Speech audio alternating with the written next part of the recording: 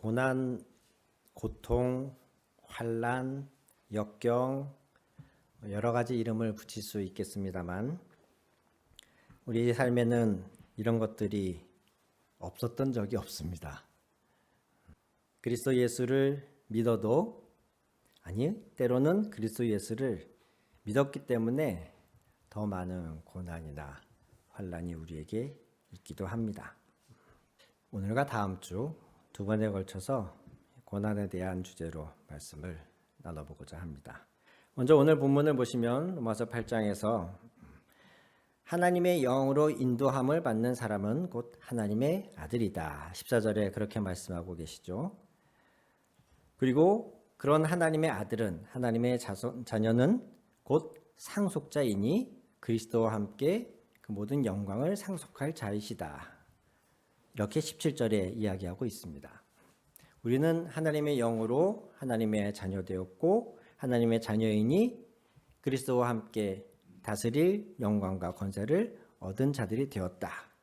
이렇게 선언하고 있습니다. 그러면서 17절에 덧붙인 말씀이 그와 함께, 여기서 그는 그리스도를 말씀하죠. 그와 함께 영광을 받기 위하여 고난도 함께 받아야 할 것이니라. 아멘. 결론부터 말씀드리면 여러분 그리스도인은요 고난을 피해가는 자가 아니고요 고난을 받는 자입니다. 그리스도인이 되셨습니까? 고난도 받으십시오. 그리스도를 믿고 좋은 것, 축복, 하나님 나라 이런 것만 쏙쏙쏙 빼가고 싶은 게 인간적인 마음이겠지만 성경은 우리에게 선언합니다. 우리는 고난도 받아야 한다. 그런데 여기서 이 고난에 해당하는 것과 그렇지 않은 것을 오늘 좀 짚고 넘어가 보려고 합니다. 그리고 우리가 그리스도를 믿었기 때문에 당하는 고난은 어떤 것이 있는지도 좀 보아야 하겠습니다. 첫 번째로 지금 성경이 말하는 그리스도를 믿음으로 말미암아 그리스도와 함께 우리가 받아야 될 고난에는 일반적인 자연재해나 경제공황, 얼마 전에 돌았던 코로나 같은 대규모의 질병 이런 것들이 해당되진 않습니다. 지금 이 본문이 말하고 있는 고난에는요. 그런 것들이 인생에 주어지는 고통인 것은 분명하지만 그건 믿는 자들이나 안 믿는 자들 모두에게 일반적으로 오는 것이기 때문에 그리스도와 함께 해당하는 고난에 해당하지 않는다는 거예요. 특별히 성경이 말씀하고 있는 그리스도와 함께 받아야 될 고난은 첫 번째로는 누구나 다 생각하실 수 있겠지만 믿음 때문에 받는 핍박입니다.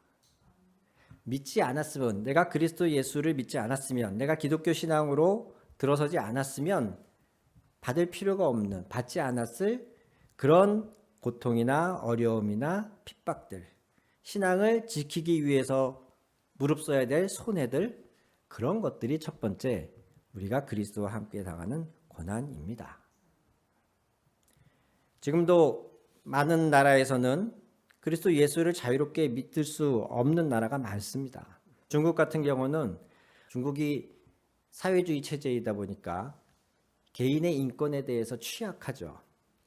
그래서 개인정보에 대한 개념이 별로 없습니다. 국가가 그 모든 정보를 통제합니다. 곳곳에 거리에 얼마나 CCTV가 많은지, 내가 어디를 가든 안면인식을 통해서 내가 어디 있는지 무엇을 하는지가 다 파악이 됩니다. 심지어 공항이나 철도역에 도착해서 어떤 정해진 카메라 앞에 딱 내가 서면 내 얼굴만 인식해서 내가 어떤 기차표를 끊었는지, 내 행선지가 어딘지가 다 나온대요. 점점 그런 기술을 통해서 중국의 체제를 흔들려고 하는 모든 것들을 통제하고 있고 그 가운데에 기독교도 포함되어 있기 때문에 그곳에서 선교하고 예수님을 전하는 것이 갈수록 어려워지고 있습니다. 그곳에서 신앙을 내가 예수 그리스도를 믿겠다고 고백하는 것은 많은 손해를 감수해야 되는 일이 되는 것이죠. 그런데 사실 이런 얘기는 오늘 대한민국 서울에서 살고 있는 우리에게는 그렇게 실감이 나지 않죠. 정작 우리가 당하는 믿음으로 인해서 보는 손해나 핍박 같은 것들은 믿지 않는 가정에서의 분위기, 그런 것이 가장 피부에 와닿는 어려움이라고 생각이 됩니다. 이럴 때에 신앙생활을 하는 분들 안에 가장 갈등이 되는 부분이 그런 부분이더라고요.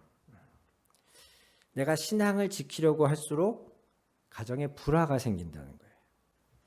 내가 교회를 가려고 주일을 빼먹지 않으려고 하면 할수록 가족들이 그런 나로 인해서 불편함을 겪고 그런 나 때문에 가족들이 하고 싶은 일을 못하게 되고 그러니까 점점 가족들이 나를 못마땅하게 보고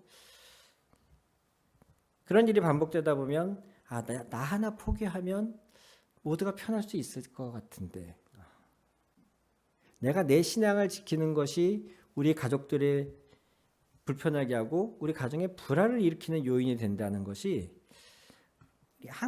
한국적 상황에서는 좀 빈번하게 우리가 보게 되는 어려움인 것 같아요. 신앙생활을 하는 데 있어서. 이와 같은 맥락으로 우리가 회사마다 저마다의 문화가 있고 나름의 어떤 조직 문화가 형성되어져 있는데 회식 같은 경우도 그 중에 하나죠. 주말이나 주일 근무 같은 경우도 그렇고 그런 와중에서 내가 교회를 다니기 때문에 그리스도인이기 때문에 그 문화에 적극적으로 어울려지지 못할 때 그럴 때도 참 마음이 불편하다고 합니다. 또 그런 나를 직장의 상사나 임원들 중에는 가끔 좀 악의적으로 그런 나를 조롱하고 은근히 멸시하기도 하고 내가 술 안 마시는 거 알면서 굳이 나를 콕 집어서 술을 따르라고 하고 이런 상황에 직면할 때 참 어려워들 하더라고요. 이것에 대해 예수님도 말씀하셨습니다. 씨 뿌리는 자의 비유를 통해서 말씀하면서 길가에 뿌려진 씨도 있고 돌짝밭에 뿌려진 씨도 있고 라고 말씀하실 때 그 돌짝밭에 뿌려진 씨를 예수님이 뭐라고 설명하시냐면 기쁨으로 그 씨를 받으나 뿌리가 내리나 시련으로 인해서 또는 박해로 인해서 넘어지는 자가 있다. 이렇게 예수님이 말씀을 하셨어요.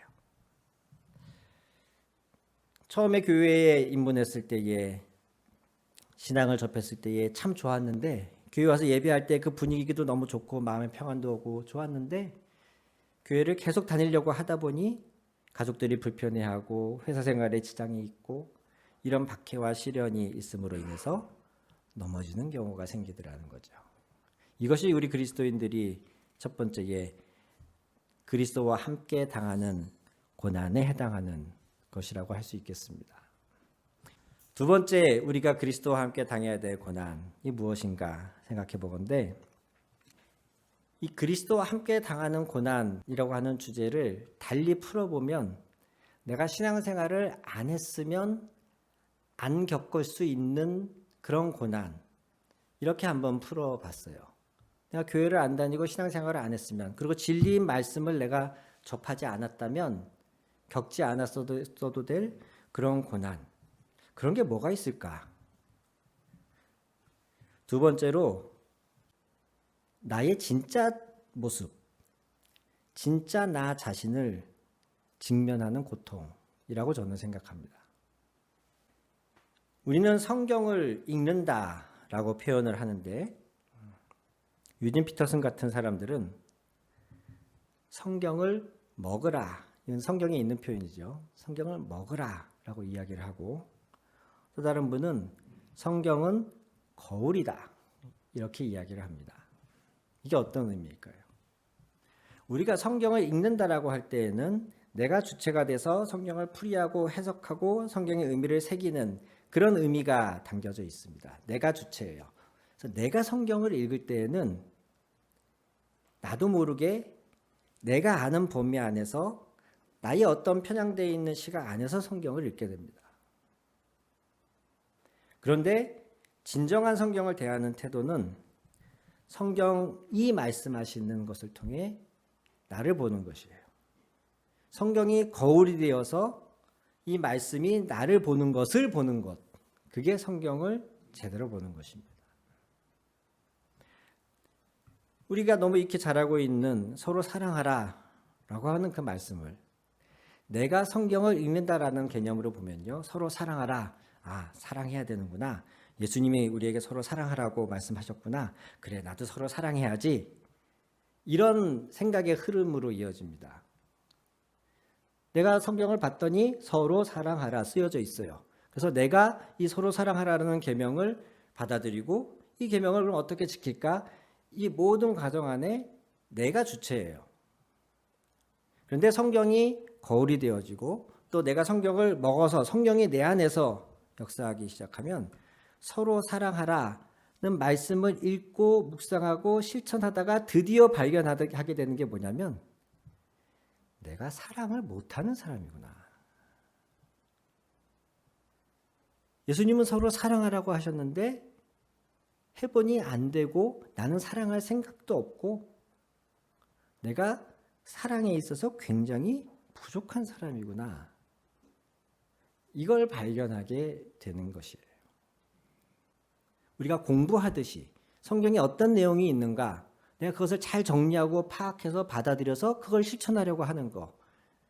이건 어떤 학문이나 다른 종교와 다를 바 없는 태도로 우리가 성경을 대하는 거예요.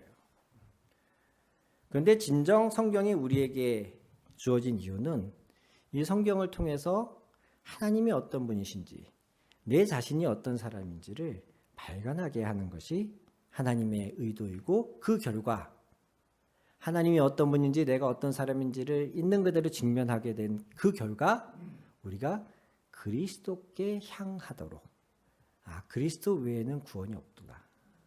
십자가 외에는 이런 나를 변화시킬 다른 방도가 없구나. 이걸 발견하게끔 하는 게 성경이 우리에게 주어진 본 목적인 겁니다. 몇 달 전에 한 인터넷 SNS 게시물에서 그런 글을 본 적이 있습니다. 중국인이 쓴 글이었어요. 거기에 미국은 왜 이렇게 우리나라를 싫어할까? 그래서 우리나라는 중국이죠. 미국이 참 싫다.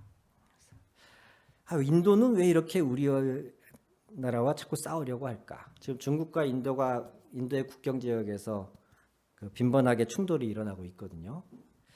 인도가 참 싫다. 일본은 왜 계속 우리나라와 중국과 땅 문제로 영유권 문제로 계속 우리와 사이가 안 좋은 걸까? 일본도 참 싫다. 필리핀도 싫다. 한국도 싫다. 호주도 싫다. 한 중국인이 이렇게 쭉 써내려가는 거예요. 그러다가 맨 마지막에 뭐라고 쓰냐면 우리가 세계를 싫어하는구나. 우리가 세계와 싸우고 있구나. 그렇게 결론을 내렸어요. 그래도 이 중국인은 나름 정직하고 자기를 돌아볼 줄 아는 사람이라는 생각이 들어요. 처음에는 왜들 다들 우리를 이렇게 못 살게 굴어? 왜 우리랑 못 싸워서 안달이야? 그런데 어느 순간 돌아봤더니 왜 이렇게 많은 나라들이 다른 국가들이 이렇게 우리를 싫어할까를 돌아봤더니 결국엔 우리가 문제구나. 우리가 지금 전 세계와 싸우려 들고 있구나. 이렇게 발견이 되어졌다는 거죠. 진리는 예수 그리스도는 우리가 우리 자신의 진짜 모습을 직면하도록 이끕니다. 그런데 이것이 사실은 쉽지가 않아요. 그래서 내적 치유나 상담하시는 분들은 이것을 가지고 영혼의 수술대라는 표현을 쓰시더라고요. 하나님이 우리를 새롭게 하기 위해서 가장 첫 번째 단계가 뭐냐면 우리를 수술대 위에 올리는 거라는 거예요. 그 올리는 작업이 곧 내가 나를 진정한 나를 직면하도록 하는 것이라는 겁니다. 근데 수술대에 올라간다는 것이 내 몸에 영혼의 칼을 메스를 댄다는 것이 그게 어디 만만하고 쉬운 일이겠습니까? 이것이 고통스러운 거예요. 부자 청년은 영생을 얻기 위해서 그가 온갖 종교 생활과 선한 일에 열심을 내었지만 영생의 확신이 없어서 결국 예수님께 찾아오잖아요. 근데 예수님이 마지막에 그에게 하신 말씀, 네가 가진 모든 것을 팔고 가난한 자들에게 나눠주고 나를 쫓아라 하신 그 말씀 앞에서 부자 청년은 뭘 발견하게 된 거예요? 자기는 영생을 그토록 원했지만 영생의 확신을 그토록 원했지만 그것보다 돈이 더 중요한 사람이라는 사실을 발견하게 된 거예요. 한 번도 자기 스스로는 그렇게 생각해 본 적이 없을 거예요. 그런데 예수님의 그 한 말씀을 통해서 나는 종교적 진리보다도 영생의 확신보다도 나는 이 돈을 포기하는 게 힘들다. 이 자신의 모습을 깨닫고 결국엔 그 자리에서 돌아서서 갈 수밖에 없었다는 거죠. 우리가 잘 아는 베드로 역시 자기 확신에 넘친 사람이었지만 그는 예수님이 붙잡히시는 그 순간에 예수님을 3번이나 모른다고 함으로 인해서 진정한 자기가 누구인지 비로소 그때서야 깨닫게 됩니다. 예수님을 모른다고 저주하면서까지 부인했던 그 모습이 진짜 자기 자신의 모습인 것을 깨닫고 나중에 자칫하다가 예수님을 따르는 그 길을 포기할 뻔도 했지만 주님이 갈릴리에 있는 그에게 찾아오셔서 네가 나를 사랑하느냐 3번 물어보 주심으로 인해서 그를 다시 회복시켜 주시잖아요. 베드로가 자기 혈기에 자기 확신에 가득 차서 나는 죽는 한이 있어도 예수님을 떠나지 않겠습니다 라고 한 그 상태의 베드로였다면 우리가 아는 교회의 지도자가 될 수 없었을 거예요. 그건 진짜 베드로가 아니거든요. 사마리아 여인의 이야기로 지지난주인가요? 설교 드렸을 때도 드린 말씀입니다만 하나님을 만나는 나는 진짜 나여야 해요. 내 사회적 지위나 체면이나 이런 것에 가려져 있는 내가 아니고 진짜 내 깊은 곳에 있는 자아가 하나님을 만나야 돼요. 그렇지 않으면 진정한 복음의 영향력이 그에서 나타날 수가 없습니다. 끝끝내 자기의 가장 어두운 부분에 가장 약한 부분에 가리고 그것에 문을 닫아 걸고 있는 사람을 우리가 요한계시록 비유해서 알지만 예수님 바깥에서 문을 두드릴 뿐이지 그 문을 발로 깨부시고 들어가는 분이 아니거든요. 우리가 내 스스로의 그 모습을 발견하고 그 문을 기꺼이 열어드려야 사마리아 여인도 자기의 감추고 싶었던 그 치부가 예수님 앞에 드러난 이후에야 그 대화가 진정성이 부여되고 정말 중요한 핵심적인 영적인 진리로 이어졌던 것처럼 우리도 말씀을 보면서 진정한 나를 발견하는 그 고통의 과정이 있어야 그리스도의 형상으로 자라갈 수 있다는 것이에요. 이것을 못해서 이 고통을 견디는 것이 힘들어서 중간에 포기하는 교인들도 있음을 종종 보게 됩니다. 이러한 고난, 나를 발견하는 고난이 우리가 그리스도와 함께 겪어내야 될 고난임을 여러분 잊지 말아주시기를 바랍니다. 3번째로는 내가 그리스도를 영접하고 그리스도인답게 사는 과정 안에서 타인으로 인해 겪게 되는 하나님의 뜻을 이루는 과정 안에 타인으로 인해 겪게 되는 고난입니다. 예로 들면 전도나 선교죠. 내가 그리스도의 뜻대로 하나님의 말씀대로 살아가려면 그 과정 안에 여러 가지 것들을 하거나 하지 않아야 되는데 그중에서 우리가 전도나 선교, 이웃을 섬기는 것 이런 것들이 하나님이 우리에게 주신 사명이라고 우리 고백하지 않습니까? 그래서 그것을 한단 말이죠. 한 7, 8년 된 것 같습니다. 저희 교회에 종종 이렇게 도움을 필요로 하는 분들이 찾아오고 하는데 그때 저보다 2살 나이가 많으신 한 남자분이 약간 술 기운을 풍기면서 저희 교회를 방문한 적이 있어요. 박모 씨였는데 마침 그분이 멀지 않은 곳에 사시더라고요. 그래서 개인적으로 좀 돌봄을 드리기 시작했었습니다. 그래서 그분이 한동안 교회 예배도 잘 참석하시고 이미 한 2차례 알코올 중독으로 병원에 입원까지 하셨던 분이었고 그런데도 완전히 술을 끊지 못해서 저희 교회에 처음 방문한 그때도 어느 정도 술을 마시고 온 상태였어요. 그분을 조금 집중적으로 도와드렸습니다. 하루하루 술을 드시는지 안 드시는지 체크해 가면서 또 그분이 도움을 필요로 하면 밤이건 새벽이건 가서 돌봐드리고 그냥 지극히 평범한 한 사람의 사회생활을 할 수 있도록 우리 교인들하고도 종종 같이 식사 자리를 마련해서 식사를 하기도 하고 지속적인 일을 해서 자기의 경제생활을 해야겠기에 학원도 알아봐 드리고 그분이 요리를 잘하셔서 본인이 요리 학원에 가고 싶다 그래가지고 알아봐 드렸어요. 착실하게 잘 다니셨어요. 한 2달 정도를 정말 너무나 멀쩡하게 신앙생활도 하시고 학원도 다니셨는데 그 요리 학원이 끝나는 날 쫑파티를 했는데 거기서 이제 같이 수강했던 분들이 그 사람에게 술 한 모금 한 방울이 어떤 영향을 주는지를 잘 모르시는 다른 분들이 회식이니까 막 서로 술 권하고 마셔라 나도 마시고 그날 그분이 다시 술을 드시기 시작하면서 완전히 곤두박질을 쳤어요. 결국에는 그분이 그때 다시 시작된 중독 증상으로 한 3주간을 정말 24시간 술을 달고 사시다가 결국 돌아가셨습니다. 근데 그 과정에서 그 마지막 한 3주간 그분이 다시 중독 상태에 있을 때에 어떻게든 그분을 좀 회복시켜 보려고 그걸 끊게 하려고 한번 제 딴에 있는 수단 없는 수단 다 동원해서 봤는데도 안 되더라고요. 술을 드시면 취해서 또 저한테 전화를 해서 새벽이고 밤이고 한참 자기 한탄을 합니다.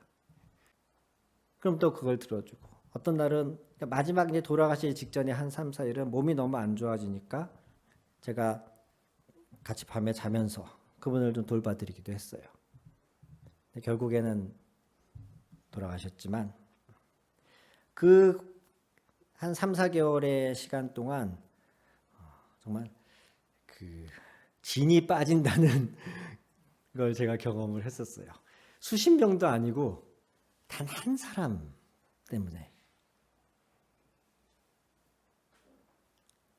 예수님이 마태복음 16장 24절에 그런 말씀을 하시거든요. 제자들에게 이르시되 누구든지 나를 따라오려거든 자기를 부인하고 자기 십자가를 지고 나를 따라라. 이렇게 말씀하셔요. 어느 날 곰곰이 이 말씀을 묵상하는데 자기 십자가가 뭘까? 자기 십자가가 뭘까? 예수님이 십자가를 지셨죠. 그런데 예수님의 십자가는 예수님의 십자가이긴 했지만 예수님이 자기 때문에 십자가를 지신 건 아니죠. 예수님이 죄가 있으셔서 자기의 죄로 인해 주어진 십자가를 지고 가신 건 아니에요.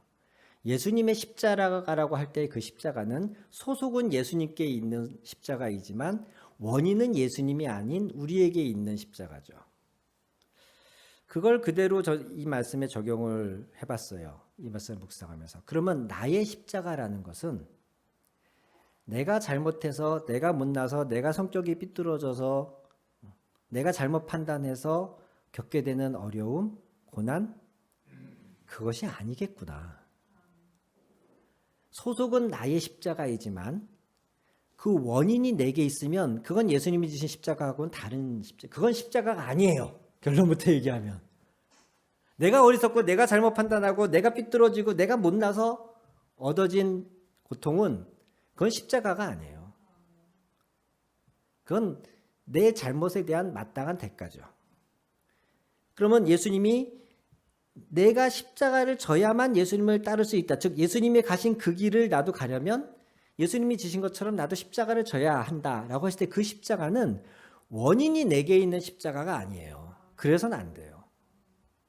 오직 그리스도인답게 살려고 하다 보니 예수 그리스도처럼 남을 섬기려고 하다 보니 그걸 안 했으면 겪지 않아도 될 그런 어려움과 고통. 그것이 곧 우리가 져야 될 십자가인 것이고 그것이 곧 로마서 8장에서 말하는 그리스도의 영광에 참여하기 위해서 겪어야 될 고난이라고 믿습니다. 한 사람의 영혼이 돌아오게 하기까지 우리가 얼마나 많은 시간을 기도해야 되며 그에게 내 기질이나 성향과 상관없이 우리가 친절히 대해야 하며 그의 필요가 보일 때에 내가 당장 좀 부족해도 그의 필요를 채우기 위해서 우리가 때로는 희생해야 되며 얼마나 많은 것들이 투자가 되어야 한 영혼이 돌아옵니까? 그것이 내가 그리스도를 믿지 않았다면 전혀 해야 될 필요가 없는 거잖아요. 그리고 그 과정에서 그럼 상대가 그런 수고와 노력을 한 나에게 아이고 감사합니다, 고맙습니다 이러지도 않는단 말이죠. 더 나아가서는 그런 나를 오히려 힘들게 하고 나에게 상처를 주기까지 하는 사람도 비일비재합니다.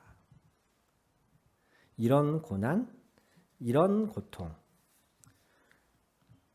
이것이 우리에게 있는 것이 마땅하고 당연하다라고 지금 성경은 우리에게 말씀하고 있다는 사실을 믿으시기 바랍니다. 구덕이 무서워서 장 못 담그랴, 그런 말이 있지 않습니까? 우리가 예수님을 따르는 삶, 천국과 하나님의 나라를 약속받는 삶, 첫 번째로 우리는 그 안에 이런 고난이 동반된다는 사실을 인정하고 받아들여야 됩니다. 그리고 두 번째로, 그러나 구덕이 무서워 장 못 담그지 않듯이 이런 고난 때문에, 이런 어려움 때문에 우리가 장차 얻을 영광을 포기해서는 안 될 줄로 믿습니다. No cross, no crown. 고난이 없는 곳에는 영광도 없습니다. 왜 내게 이런 고난을 주십니까? 왜 이렇게 교회를 섬기는 게 힘듭니까? 왜 교회 공동체를 만들어가는 게 이렇게 어렵습니까? 주님께 이렇게 호소하다가 아유 나 이제 못 해먹겠습니다. 이런 결론에 이르기가 쉬운데 오늘 성경은 뭐라고 말하냐면 그거 당연히 있는 거다. 그게 있어야 영광도 있다. 이렇게 말씀하고 있다는 사실. 이것을 인정하는 것만으로도 우리는 굉장한 급진전을 하는 겁니다. 교회에 다니면 모든 일이 잘 되고 또 교회는 천국의 모형이라고도 말하던데 교회에 있는 사람들은 다 선하고 좋고 아름다운 사람들이고 교회 가면은 행복한 일만 있고 이런 기대를 갖고 계셨던 분들이 교회에서 겪는 어려움이나 문제 때문에 고민하고 교회도 세상하고 똑같네 이러면서 상처받고 시험 들기 쉽거든요.